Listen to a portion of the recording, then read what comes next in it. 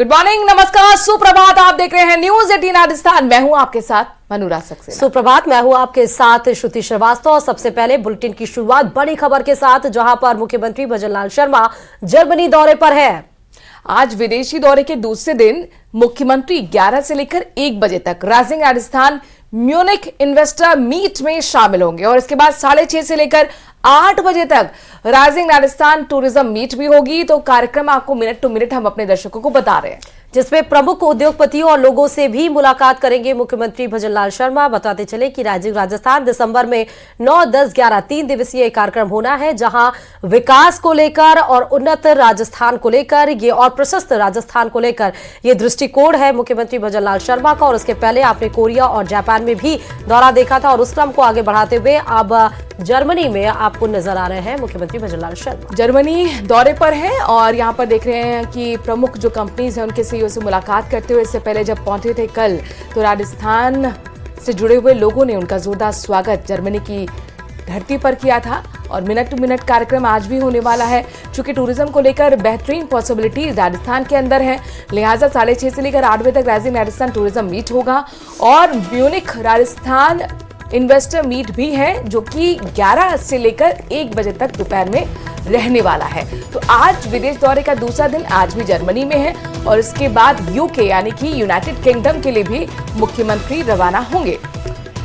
तो लंदन और जर्मनी का दौरा बेहद ही महत्वपूर्ण है। हालांकि पार्टनर भी बनाने की सोच रहे हैं मुख्यमंत्री भजनलाल शर्मा। पिछली बार भी जब वो दौरे से वापस लौट के आए थे तो भव्य तरीके से उनकी स्वागत किया गया था। उनका चेहरे पर एक कॉन्फिडेंट वाली स्माइल थी, क्योंकि जो डील वो क्रैक करने के लिए गए हैं। क्योंकि ग्लोबल इन्वेस्टर्स की एक समझिए कि एक ये डील ही है, अगर ग्लोबल इन्वेस्टर्स मान जाते हैं इस दौरे से और वो आके राजस्थान में इन्वेस्ट करते हैं, क्योंकि दुगना इस बार जीडीपी करनी है। ये टारगेट इस बार बीजेपी का है। मुख्यमंत्री भजनलाल शर्मा कहे कि मौजूदा की जीडीपी उसको दुगना करना है और राइजिंग राजस्थान इसके लिए बहुत ज्यादा महत्वपूर्ण है, क्योंकि जितने इन्वेस्टर्स होंगे मार्केट उतनी ज्यादा बढ़ेगी, उतने ज्यादा टूरिज्म अट्रैक्ट होंगे, जीडीपी उतनी ज्यादा ग्रोथ होगी। तो ये सब एक कड़ी टू कड़ी एक दूसरे से जुड़ी हुई है और इसीलिए ये बेहद ही ज्यादा महत्वपूर्ण माना जा रहा है जर्मनी का दौरा। और इसलिए मुख्यमंत्री लगातार ये कहते हुए आए हैं कि रोजगार के नए आयाम इन्वेस्टर समिट के जरिए हम खोलने की कोशिश करेंगे। कई एमओयू भी साइन हो चुके हैं, कल भी एमओयू साइन हुए।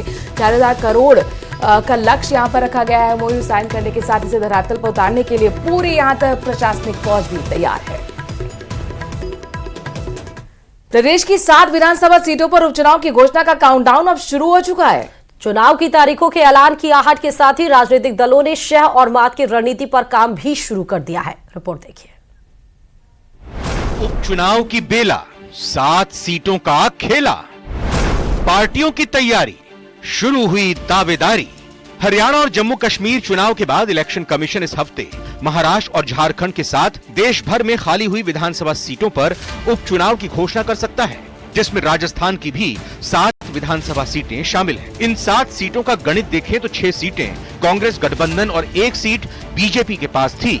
प्रदेश में अभी तक उपचुनावों में कांग्रेस का पलड़ा भारी रहा है, लेकिन हरियाणा में जीत के बाद बीजेपी का आत्मविश्वास बढ़ा हुआ नजर आ रहा है। वहीं दूसरी ओर सीटों पर दावेदारी भी शुरू हो गई है। बात अगर दौसा की करें तो दौसा सीट पर बीजेपी के पूर्व विधायक और विधानसभा चुनाव में हार का सामना कर चुके शंकर लाल शर्मा ने दावेदारी जताई है।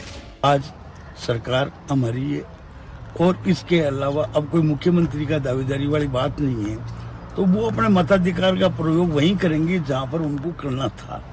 इसलिए अब के में बहुत बदलाव है, बड़ा अंतर है। और राजस्थान के अंदर सरकार जब बीजेपी की है तो काम भी हम बीजेपी करेगी।